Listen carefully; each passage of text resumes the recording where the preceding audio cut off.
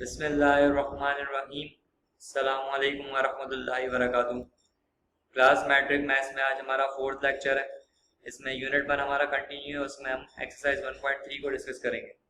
वो स्टूडेंट्स जिन्होंने अभी ज्वाइन किया है हमको, तो उनके लिए है कि 1.1 और 1.2 के लेक्चर्स जो है वो यूट्यूब चैनल पर जाकर देख सकते हैं, ठीक है। और फिर उसके बाद वो एक्सरसाइज 1.3 के क्वेश्चंस को सॉल्व करना स्टार्ट करेगा। अभी आप एक्सरसाइज 1.3 को समझ लें, ठीक है। और जब एक्सरसाइज 1.3 की प्रैक्टिस करने लगे तो उससे पहले 1.1 और 1.2 के लेक्चर्स को क्या करिएगा, आप देख लीजिएगा, ताकि यहाँ पर जो टॉपिक्स 1.1 और 1.2 के कवर होंगे तो वो यहाँ आज आप सॉल्व करने बैठे तो आपके लिए आसानी होगी, ठीक है। अच्छा, एक्सरसाइज 1.3 के जो एक्चुअल क्वेश्चंस हैं उसकी तरफ जाने से पहले जो एक्सरसाइज 1.3 में हमें टॉपिक्स को डिस्कस करना है उसको एग्जाम्पल्स के साथ देख लेते हैं, ठीक है। फिर उसके बाद एक्चुअल एक्सरसाइज के क्वेश्चंस पर हम मूव करेंगे, ठीक है। तो एक्सरसाइज नंबर 1.3 में जो हमें डिस्कस करना है उसमें सबसे पहला है Cartesian product of two sets. जब भी हम किसी भी टू सेट्स के दरमियान कार्टेशियन प्रोडक्ट को फाइंड करेंगे तो उसको डिफाइन करने के लिए हम कहेंगे a मल्टीप्लाई b, यानी कि a product b is equals to, ठीक है। यहाँ पर सेट बिल्डर फॉर्म में लिखा हुआ है, हमने सेट बिल्डर फॉर्म पढ़ी है, सही। हम कैसे लिखते थे, कर्ली ब्रैकेट में x सच दैट, तो x क्या होता था, उस सेट के क्या होते थे, एलिमेंट्स होते थे। तो a मल्टीप्लाई b, ठीक है। हम इसको सॉल्व करने जा रहे हैं तो ये हमारे पास एक सेट निकल के सामने आएगा। उसमें होगा क्या, ये हमारे पास a जो स्मॉल ब्रैकेट में लिखा हुआ है a कॉमा b, ठीक है। ये हमारे पास एलिमेंट्स हैं किसके, सेट a और सेट b के। सच दैट, अब यहाँ पर बता रहे हैं, यहाँ पर जो स्मॉल a है ये एलिमेंट है किसका, सेट a का, एंड स्मॉल b है वो बिलोंग करता है सेट b से। इसका मतलब जो कार्टेशियन प्रोडक्ट बनेगा वो हमारे पास ऑर्डर्ड पेयर बन रहे होंगे किसके, a और b सेट के, ठीक है। एग्जाम्पल के लिए हम देखते हैं यहाँ पर, लेट a एक सेट है हमारे पास 1 2 3, इसी तरीके से b एक सेट है हमारे पास, उसके एलिमेंट्स हैं a b, ठीक है। और हमसे कहा जा रहा है a मल्टीप्लाई b फाइंड करें, सही। a पहले है और b बाद में है, याद रहे, सही। a multiply b multiply a b हम कर सकते हैं।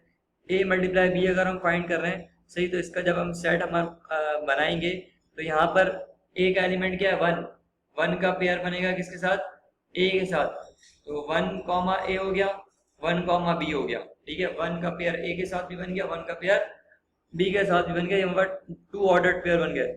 इसी तरीके से हम देखें 2 की बारी आ गई, 2 का ऑर्डर्ड पेयर बन गया a के साथ, 2 का ऑर्डर्ड पेयर बन गया b के साथ। इसी तरीके से 3 की बारी आ गई, 3 का ऑर्डर्ड पेयर बन गया a के साथ, 3 का ऑर्डर्ड पेयर बन गया b के साथ। याद रहे, जब हम ऑर्डर्ड पेयर लिखेंगे तो बीच में कॉमा लगाएंगे। और ये हमारे पास अगर हम कहें, ये जो हमारे पास सेट है कार्टेशियन प्रोडक्ट, हमारे पास एक सेट है, इसके एलिमेंट्स कितने हैं, 1 2 3 4 5 6, टोटल कितने एलिमेंट्स हैं यहाँ पर, 6 एलिमेंट्स हैं। ये पूरा एक ऑर्डर्ड पेयर एक एलिमेंट कहलाएगा। जैसे 1 कॉमा a लिखा हुआ है ऑर्डर्ड पेयर में, तो ये पूरा एक एलिमेंट है किसका, a मल्टीप्लाई b का। 1 कॉमा b, ये पूरा ऑर्डर्ड पेयर एक एलिमेंट है किसका, a मल्टीप्लाई b का, ठीक है। तो ये समझ में आ गया आपके a मल्टीप्लाई b कैसे फाइंड करेंगे। अच्छा, इसमें कुछ पॉइंट्स हमें मेमोराइज करने, याद रखने। इफ आइदर a और b एम्प्टी, अगर सेट a या सेट b में से कोई भी एक सेट क्या हो जाता है, एम्प्टी हो जाता है, और तो तब हम अगर a मल्टीप्लाई b परफॉर्म करने जाएंगे तो हमारे पास नल सेट आएगा। लाजमी सी बात है, कोई ऑर्डर्ड पेयर तो बन नहीं सकेगा, ठीक है। इसी तरीके से a multiply b is not equal to b multiply a। ऐसा क्यों है, क्योंकि a मल्टीप्लाई b परफॉर्म करेंगे, जैसे हमारे पास ऊपर हुआ a मल्टीप्लाई b परफॉर्म हुआ है, उसमें हमने 1 जो कि a के एलिमेंट को बता रहा है, a जो कि b के एलिमेंट को बता रहा है। इस तरीके से 1 a के एलिमेंट को बता रहा है, b यहाँ पर b के एलिमेंट को बता रहा है, सही। जब हम b मल्टीप्लाई a करेंगे तो a पहले आ जाएगा और 1 बाद में आएगा, सही। तो ये इस तरीके से ऑर्डर्ड पेयर बराबर नहीं होते। ऑर्डर्ड पेयर बराबर होने के लिए जरूरी है कि सेम एलिमेंट सेम प्लेस पर मौजूद हो, सही। अनलेस ऐसा उस वक्त हो सकता है जब a सेट और b सेट क्या हो जाए, बराबर हो जाए, यानी a सेट के एलिमेंट 1 2 3, b सेट के एलिमेंट 1 2 3। ऐसी सिचुएशन में हम कह सकते हैं a मल्टीप्लाई b बराबर होगा b मल्टीप्लाई a के, ठीक है। जब a और सेट b, a सेट और b सेट क्या हो जाए, आपस में बराबर हो जाए, ऐसी सिचुएशन में हो सकता है। इसके अलावा किसी सिचुएशन में ये बात नहीं हो सके, ठीक है। इसी तरीके से हमारे पास कह रहे हैं, if the number of elements in set a and b, set a और सेट b के जो एलिमेंट्स हैं वो m एंड n है, फॉर एग्जाम्पल सेट ए के जो एलिमेंट्स हैं वो m है और सेट बी के जो एलिमेंट्स हैं वो n है respectively, then the number of elements in a multiply b, ये फॉर्मूला एक तरह से किसी भी a मल्टीप्लाई b सेट के एलिमेंट्स मालूम करने का। तो हमने कहा मल्टीप्लाई कर दो किसको, m और n को मल्टीप्लाई कर दो। फॉर एग्जाम्पल ऊपर हमारे पास एक एग्जाम्पल सॉल्व हुई है, हमने कहा सेट a जिसके एलिमेंट्स कितने हैं 3 हैं 1 2 3, और सेट b जिसके एलिमेंट्स कितने हैं 2 हैं 2 1 और 2। सेट a के एलिमेंट्स 3 हैं, सेट b के एलिमेंट्स 2 हैं। हम तो 3 को 2 से मल्टीप्लाई करेंगे क्या आएगा 6 आएगा। तो इसका मतलब a मल्टीप्लाई b जब मैं परफॉर्म करूंगा या b मल्टीप्लाई a परफॉर्म करूंगा तो मेरे पास जो सेट के एलिमेंट्स होंगे वो 6 होंगे। हम यहाँ पर देख सकते हैं ये पूरा हमारे पास एक एलिमेंट है 1 2 3 4 5 6, टोटल कितने एलिमेंट्स हो गए ये मल्टीप्लाई बी के 6 एलिमेंट्स हो गए हमारे पास। ठीक है, ये हमारे पास पॉइंट्स हमें याद रखने, ब्लैंक्स में ये बात पूछी जा सकती है। अगर सेट ए के इतने elements set A for example set ए के 4 एलिमेंट्स हैं और सेट बी के 3 एलिमेंट्स हैं तो ए मल्टीप्लाई बी कितना होगा 3 मल्टीप्लाई 4 कर लें 12 हो जाएगा। ठीक है, बात समझ में आ गई होगी आपकी। इस तरीके से नेक्स्ट हमारा टॉपिक है कार्टेशियन प्रोडक्ट हमें मालूम करने आ गया। सही, कार्टेशियन प्रोडक्ट में हम क्या करते हैं ए मल्टीप्लाई बी परफॉर्म कर रहे होते हैं। अच्छा, नेक्स्ट है हमारे पास binary relation in set. Set में बाइनरी रिलेशन क्या होता है। ठीक है, जब हम कार्टेशियन प्रोडक्ट फाइंड कर लेते हैं जैसे हमने यहाँ पर करा हुआ है, ये हमने पिछली एग्जाम्पल ही ली हुई है, जब हम binary relation multiply B perform करते हैं बी मल्टीप्लाई ए परफॉर्म करते हैं, कार्टेशियन प्रोडक्ट अगर हमारे सामने मौजूद हो तो हर सबसेट जो सबसेट है ए मल्टीप्लाई बी का सबसेट हम पीछे पढ़ के आए। सही, किसी भी सेट के सबसेट किस तरीके से बनाते हैं ये बात हम प्रीवियस लेक्चर्स में कवर करके आए। सही, अगर हम देखें तो यहाँ पर एक नल सेट हमारे पास होता है। ठीक है, नल सेट आ गया। ठीक है, फिर हमने एक सेट बना लिया, तो जितने भी सबसेट पॉसिबल है वो सारे क्या है बाइनरी रिलेशन कहलाएंगे। फॉर एग्जाम्पल हमारे पास ये हमने ए मल्टीप्लाई बी परफॉर्म करा हुआ है। सही, तो हमें मालूम है नल सेट जो है वो हर सेट का क्या होता है सबसेट होता है। हमने कहा एक रिलेशन आ गया R1 हमारे पास एक रिलेशन है जिसमें नल सेट है। ठीक है, ये बाइनरी रिलेशन है। इसी तरीके से R2 आ गया हमारे पास। सही, हमने एक सेट एक एलिमेंट उठा लिया। इसी तरीके से R3 आ गया। सही, ये हमने कुछ एग्जांपल्स बता दी बाइनरी रिलेशन की, हम और भी बता सकते हैं यहाँ पर। ठीक है, अगर हम देखें a मल्टीप्लाई बी परफॉर्म करा तो हमारे पास कितने एलिमेंट्स हैं इसके टोटल 6 एलिमेंट्स हैं। तो 2 की पावर 6 सॉल्व करेंगे तो हमारे पास आएगा ये 64। तो इसका मतलब टोटल 64 बाइनरी रिलेशन यहाँ पर बन सकते हैं। ठीक है, अभी हमें 64 रिलेशन तो नहीं बनाने, किसी सवाल में भी आपसे ऐसा नहीं होता कि आपसे वो सारे रिलेशन बनवा रहे। अगर 4 रिलेशन बन रहे हैं या 8 रिलेशन बन रहे हैं या 16 रिलेशन बन रहे हैं तो हो सकता है शायद आप वो आपसे बनवा भी ले, लेकिन कभी भी 30 इतने ज्यादा रिलेशन आपसे बनवाता नहीं है। आपसे कहता है सिर्फ 1 या 2 रिलेशन बना के दिखा दो। ठीक है, जैसे यहाँ पर binary relation mean subset of Cartesian product. Cartesian product का जो हमारे पास आंसर आता है उसके जो सबसेट होते हैं वो बाइनरी रिलेशन हमारे पास कहलाते हैं।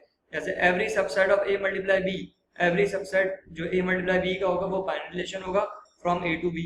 अगर ए एक सेट है उसको ए से ही कार्टेशियन प्रोडक्ट कर दिया जाए तो वो कहलाएगा बाइनरी रिलेशन इन ए। अच्छा, हर बाइनरी रिलेशन की अपनी डोमेन होती है और एक रेंज होती है। हर बाइनरी रिलेशन की अपनी क्या होती है, एक डोमेन होती है और एक रेंज होती है। ठीक है, जैसे फर्स्ट हमारे पास यहाँ पर हमने एक R1 लिया था, उसके तो एलिमेंट्स ही नहीं है। जब एलिमेंट्स ही नहीं है तो इसकी ना डोमेन है ना रेंज है। R2 में देखें, R2 में हमारे पास इसके एलिमेंट्स क्या है, ये पूरा एक ही एलिमेंट है 1, A, ये पूरा एक एलिमेंट है। तो याद रखें जो X जो पहली ऑर्डर्ड पेयर में जो पहला होता है, जो फर्स्ट पे लिखा होता है वो उसकी क्या कहलाता है, डोमेन कहलाता है, और जो बाद में लिखा होता है उसकी रेंज कहलाता है। जैसे R2 का एलिमेंट था हमारे पास 1, A, तो 1 इसकी क्या हो गई, डोमेन हो गई, और A इसमें क्या हो गया, रेंज हो गया। इसी तरीके से R3 अगर हम देखें तो R3 के एलिमेंट्स क्या है, 1, A पूरा एक ऑर्डर्ड पेयर है, ये पूरा एक एलिमेंट है, 1, B ये पूरा एक एलिमेंट है। सही, अब हम अगर देखें तो यहाँ पर फर्स्ट प्लेस पे 1 मौजूद है, यहाँ भी फर्स्ट प्लेस पे 1 मौजूद है, इसका मतलब इसकी डोमेन तो 1 ही रहेगी। सही, इसी तरीके से जो इसकी रेंज है, यहाँ पर A है यहाँ पर B है, तो रेंज का जो सेट बनेगा वहां पास क्या आ जाएगा, A, B। ठीक है, A, B हमारे पास इसकी रेंज कहलाएगी। ठीक है, अब हम आ जाते हैं इसकी एक्चुअल एक्सरसाइज पर। अच्छा, एक्चुअल एक्सरसाइज में एक्सरसाइज 1.3 में जो पहला क्वेश्चन है, कह रहे हैं if A is equals to ABCD and B is equals to YZ, कहा क्या जा रहा है A मल्टीप्लाई B परफॉर्म करें, तो A मल्टीप्लाई B आप परफॉर्म कर सकते हैं। हेल्प के लिए आप एग्जाम्पल को देख लीजिएगा। बी मल्टीप्लाई ए भी कर सकते हैं, ए मल्टीप्लाई ए भी कर सकते हैं और बी मल्टीप्लाई बी भी आप परफॉर्म कर सकते हैं। अच्छा, इसमें एक इंपॉर्टेंट क्वेश्चन नंबर 2 है जो कि मैंने साइड में यहाँ पर देखे सॉल्व भी करा हुआ है। सही, क्या कह रहे हैं? Suppose that ordered pair x plus Y is equals to 2। कह रहे हैं x प्लस वाई बराबर है किसके? 2 के। And 4 comma suppose that ordered pair, ये हमारे पास एक ऑर्डर्ड पेयर है x प्लस वाई कॉमा 2, ये पूरा एक ऑर्डर्ड पेयर है। And 4 comma X minus Y, ये पूरा एक ऑर्डर्ड पेयर है। ये कह रहे हैं दोनों बराबर है। इस बात का मतलब ये हो गया कि x plus Y is equals to 4 है और x minus y is equals to 2 है। सही, since ordered pair are equal, हमने कहा x plus Y is equals to 4 and x minus y is equals to 2। तो हमने इक्वेशन 1 से क्या निकाल लिया? x is equals to y minus 4, plus का y तो यहाँ की क्या हो जाएगा? माइनस का y। अब इक्वेशन 2 में पुट कर दो, y की जगह पर क्या पुट कर दो? x की जगह पे क्या पुट कर दो? 4 माइनस वाई। तो x की जगह पे आ गया 4 minus y, minus y is equals to 2, minus y 2 minus 2y हो गए। सही, माइनस का 2y इज इक्वल्स टू को दूसरे एंड पे जाके प्लस का हो जाएगा, प्लस का 2y आके यहाँ पे माइनस का हो जाएगा। 4 माइनस 2 कर देंगे 2 हो जाएगा। सही है, 2 यहाँ पर मल्टीप्लाई हो रहा है, यहाँ पे डिवाइड होगा 2/2, y इज इक्वल्स टू 2/2 हो जाएगा, y इज इक्वल्स टू 1 हो गया। ठीक है, यहाँ पर हमने y की वैल्यू हमारे पास आ गई। इस तरीके से इस y की वैल्यू को इक्वेशन 1 में पुट कर दें, वहां से हम x की वैल्यू को सॉल्व कर लेंगे। अच्छा, इसके अलावा हमारे पास ये आप देख लीजिएगा, नहीं कोई प्रॉब्लम हो तो मुझसे पूछ लीजिएगा। ठीक है, नेक्स्ट क्लास में आप मुझसे कमेंट करके भी पूछ सकते हैं। सही है, यूट्यूब चैनल पर मुझे कमेंट करके पूछ सकते हैं, सर ये सवाल दोबारा समझा दें, तो उसको मैं समझा दूंगा। ठीक है, अच्छा उसके बाद यहाँ पर हमारे पास क्वेश्चन 3 से लेकर क्वेश्चन 4, 5। ठीक है, क्वेश्चन 3, 4, 5 के जो आंसर्स है वो यहाँ लिखे हैं। क्वेश्चन 3 में यूनियन इंटरसेक्शन, ठीक है, सिमेट्रिक डिफरेंस, ये हम सब सॉल्व कर चुके हैं। ठीक है, अगर आपको इनमें कोई प्रॉब्लम हो तो मुझसे पूछ लीजिएगा। तो जो वो स्टूडेंट जिन्होंने अभी क्लास ज्वाइन करी है, तो यूनियन इंटरसेक्शन ये ऑपरेशंस हमने पिछली क्लास में पढ़े थे, तो वहां पर आपको समझ में, वहां से आप लेक्चर्स अटेंड कर लीजिएगा तो आपको समझ में आ जाएगा। ठीक है, जैसे क्वेश्चन नंबर हमारे पास 3 है, क्वेश्चन नंबर 3 के सेट्स हमारे पास गिवन है। ठीक है, कहा जा रहा है A into B union C करें, तो भाई पहले बी यूनियन सी मालूम कर लो, उसका एक सेट आ जाएगा, उसको A मल्टीप्लाई बी में फिर क्या कर देना? A को मल्टीप्लाई कर देना बी यूनियन सी के आंसर से। सही, इसी तरीके से यहाँ पर दिया हुआ है, तो ये सारे मेरे ख्याल से सॉल्व हो जाएंगे, बहुत आसान क्वेश्चन है क्वेश्चन 3 से लेकर 5 तक। सही, इधर ये क्वेश्चन नंबर 6 में कह रहे हैं ए हमारे पास एक सेट है, बी हमारे पास सेट है। जैसे मैंने कहा बाइनरी रिलेशन को आपसे सारे मालूम करने के लिए नहीं कहता, कहता है 2 रिलेशन ए मल्टीप्लाई बी, ए मल्टीप्लाई बी में 2 रिलेशन बता दो।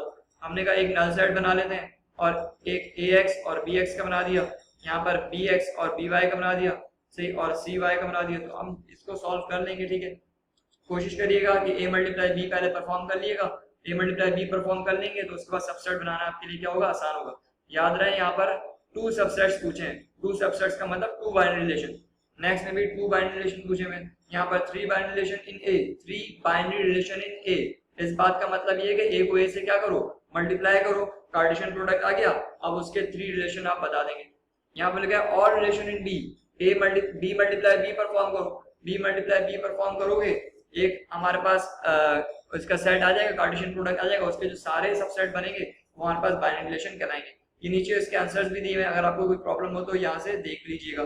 ठीक है, अच्छा यहाँ पर कह रहे हैं 1, 2, 3 में इस क्वेश्चन नंबर 6 का जो फर्स्ट, सेकंड, थर्ड पार्ट है उसके आंसर्स और भी हो सकते हैं, लाजमी सी बात है और भी हो सकते हैं भाई। बाइनरी रिलेशन तो हम कोई भी सबसेट को बोल सकते हैं ना।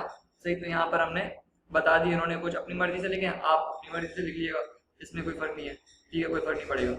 शर्त ये कि वो सबसेट होना चाहिए, ए मल्टीप्लाई बी या बी मल्टीप्लाई ए का सबसेट होना चाहिए। ठीक है, इसी तरीके से यहाँ पर क्वेश्चन नंबर 7 है। क्वेश्चन नंबर 7 को समझने कह रहे हैं how many relation can be, कह रहे हैं कितने बाइनरी रिलेशन बनेंगे अगर ए मल्टीप्लाई बी हम परफॉर्म करें। ए सेट के एलिमेंट है 4 और बी सेट के एलिमेंट है 3। अब देखें, अभी हमने जब ए मल्टीप्लाई बी, जब कार्टेशियन प्रोडक्ट जहां पर बताया था, तो मैंने कहा था कार्टेशियन प्रोडक्ट में, कार्टेशियन प्रोडक्ट के एलिमेंट्स को मालूम करने का आसान सा तरीका है, दोनों सेट के एलिमेंट्स को क्या कर दो? मल्टीप्लाई कर दो। तो सेट ए के एलिमेंट्स कितने हैं? 4 और सेट बी के एलिमेंट्स कितने हैं? 3। तो 4 मल्टीप्लाई 3 करेंगे क्या आएगा? 12। ये तो आ गया 12। ठीक है, ये हो गया 12। क्या होगा? 12 एलिमेंट्स होंगे ए मल्टीप्लाई बी के, 12 ए मल्टीप्लाई बी के क्या होंगे? एलिमेंट्स होंगे। ठीक है, अब हमें मालूम है जितने एलिमेंट्स होते हैं वो क्या होती है? 2 की पावर बन जाती है। अब 2 की पावर 12 करोगे आपके पास क्या आ जाएगा? ये आ जाएगा। सही, ये हमारे पास लास्ट में सॉल्व हो गया 4096। तो 4096 के बाइनरी रिलेशन हमारे पास आ रहे होंगे। ठीक है, नेक्स्ट हमारे पास इसका होमवर्क है, ये होम असाइनमेंट परफॉर्म कर लिएगा। ठीक है, जज़ाकल्लाह।